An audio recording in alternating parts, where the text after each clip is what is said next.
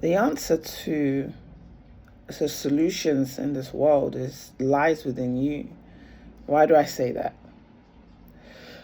It's quite simple. You see, when we look within, break it. No, pushing it this way. Pushing it. When we look within, and we're able to analyze ourselves deeply, yeah? I say deeply because we all fall short with this. Because we find it very difficult to look outside of ourselves.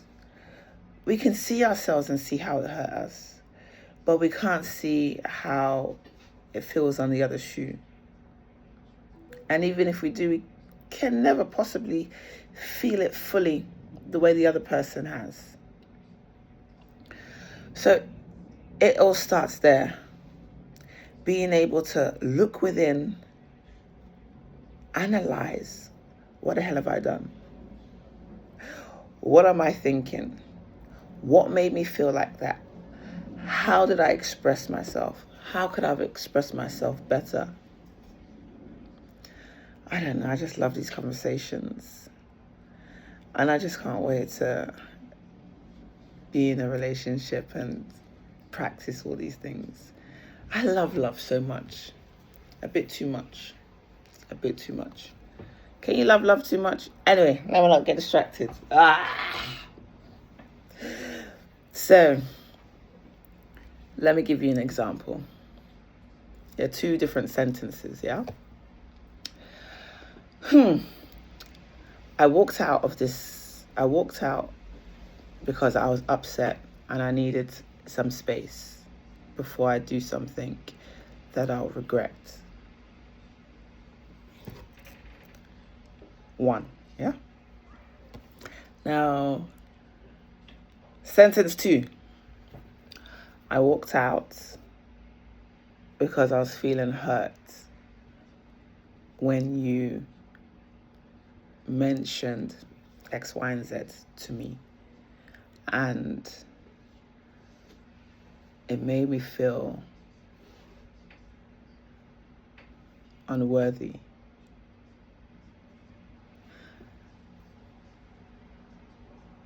And I couldn't face you.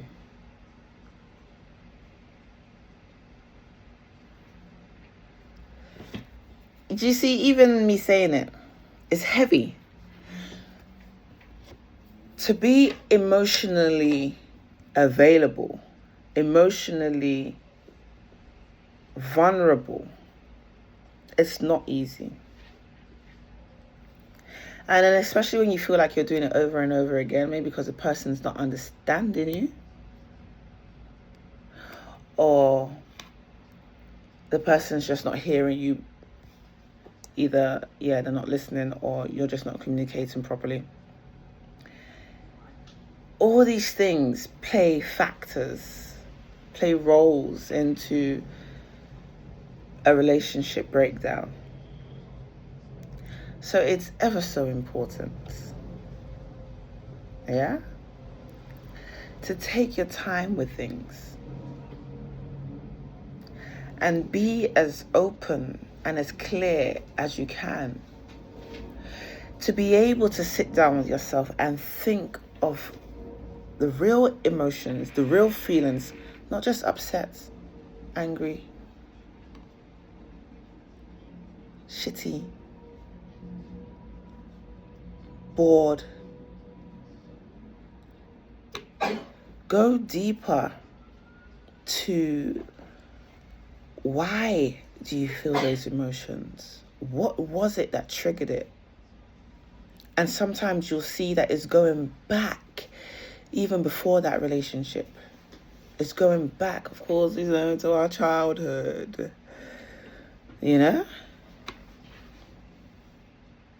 Recently, a relationship that I was in, I call it first round dating out of marriage sort of thing. one of the things I learned so many things about myself in 4 months. I learned so many things.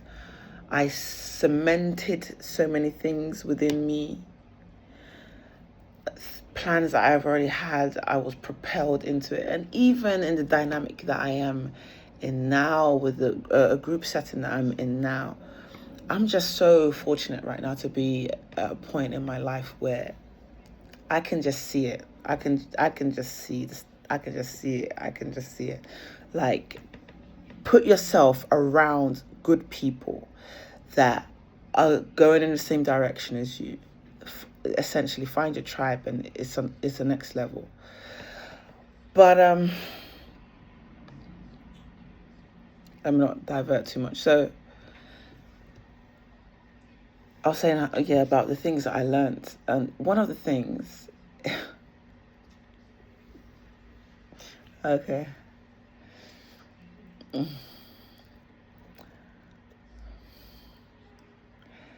It's a tricky place to be because this is internet. I'm just thinking about what I want to release and what I don't want to release. I don't want the next guy coming around, happen to see my social media and just coming in and playing games because they know a lot about me. That's where I really need to dig deep into my discernment and my spirit to navigate things. But I shall say,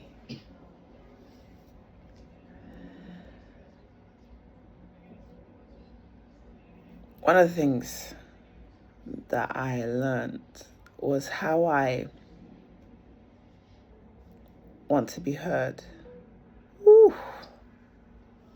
I'm sorry, boy. It takes me, it takes,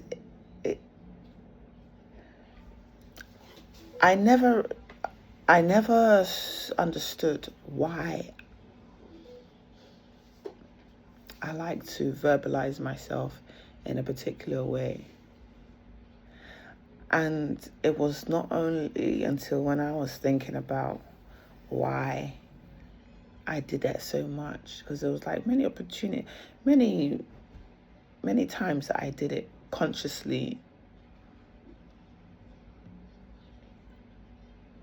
and unconsciously.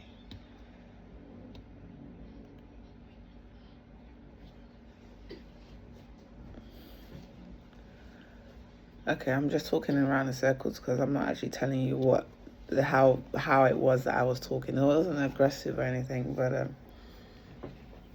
there's a particular thing that I do, and I noticed I've never, like, and I've done it before, but maybe I haven't done it that frequent. I've never done it that frequently, and shit, I've thought about this, and it's been like a light bulb, but just verbalizing it now, this is therapy for me. The whole reason I started talking wasn't just to help people, navigate situations, because I have a few friends, but they always come to me for advice. And even people that I don't really know too much, I always seem to be sought out for advice. So, yeah, I'm just sharing here, but it went basically, that form of communication, it went back to a very vulnerable time in my youth, where I felt like that's how I needed to communicate. So it's very interesting, and I just end this video here urging you that no matter how your previous relationship ended, previous relationships ended, you've heard this, of course, and sorry, it happens to my throat. Give me water, please. Why are you... give me water from the fridge now. What's going on? They want me to tell the whole truth and nothing but the truth. What's going on? The water's not getting cold. What's happening? I'm still on a video.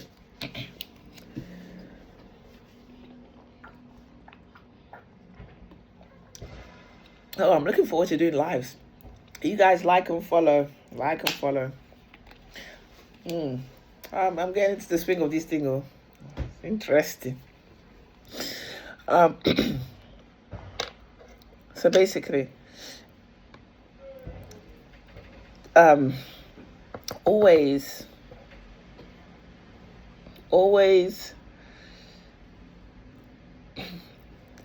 the guy was married. The guy was a cheat. The guy... those are the two main things now. What else again? The guy was violent. The guy was abusive emotionally. The guy didn't want my progress. The guy, whatever the matter was. Okay? Let's say it was the guy's fault. Put it that as an example. Because mostly that's the case. I'm joking, guys. I'm joking. Yeah, we know it goes both ways. Because stuff I've been hearing on TikTok, I said, there's no wonder. Why, you women, why are you doing this to men now? For goodness sake, they don't even have the hats to carry something. Then they'll come now and use strong hats to be dating. God, they can't handle little. It's not little, no. There's nothing that is little, but men don't have the heart that we have to go through heartbreak, and still come out strong, So, oh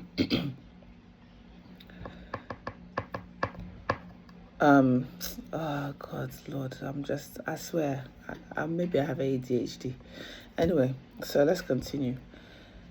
The point I was trying to make to round this up was, look at yourself.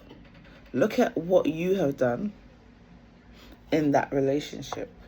Because no matter how bad the other person was, I'm telling you, is it possible that you're a saint? A saint. Do you know what it means to be a saint? Do you know what it means to be a saint? So look at yourself, and especially, even if in terms of you didn't react back negatively per se, you stayed in that relationship as a doormat. Let's say you were very docile, passive. Even if you were that is still negative, okay? That is still something that you need to look at and analyze why, and build yourself up. So there's no relationship that you could have been in that there wasn't something that you could have learnt. Like, I could list off like 5 different things that I learned in 5 months.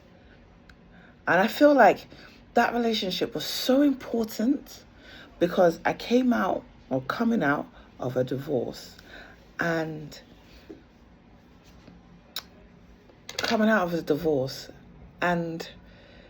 it was I didn't feel anything. For the divorce, I didn't feel anything. Still don't feel anything. I've searched and searched. There was just a little that came out. Many months. But over a year ago. But because it was such a gradual, just searing of my heart, I'm able to be at a point of going through a divorce, and let's just get it done and over with. Let me fully know that I'm moved on, you know? So it's interesting that off the back of that, I got into an intense 4-month relationship where it was like hell. Not hell. It was like hell, sorry. It was like, goddamn. Hot and heavy, in and out. Heartbreak, literally. But of course, having certain boundaries always helps hold your heart. Nonetheless, heartbreak. And the only reason why I can let go is because of the love I have for myself. But apart from that, I don't want to let go. And it's crazy. It's actually crazy. It's actually crazy. If not for the love I have for myself, that is why this self-love is so important. Because I look at a situation and I think, why would you be staying there? If I look at the situation, there's things that could make me stay.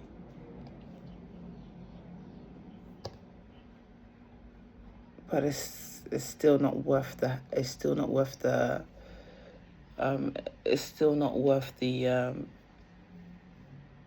insecurity.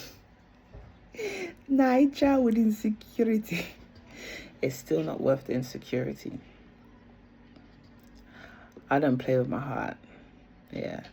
When I see, especially when it's not a marriage, you know, there's a level that one would take.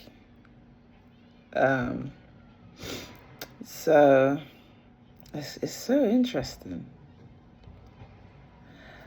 I've honestly learned so much about myself. How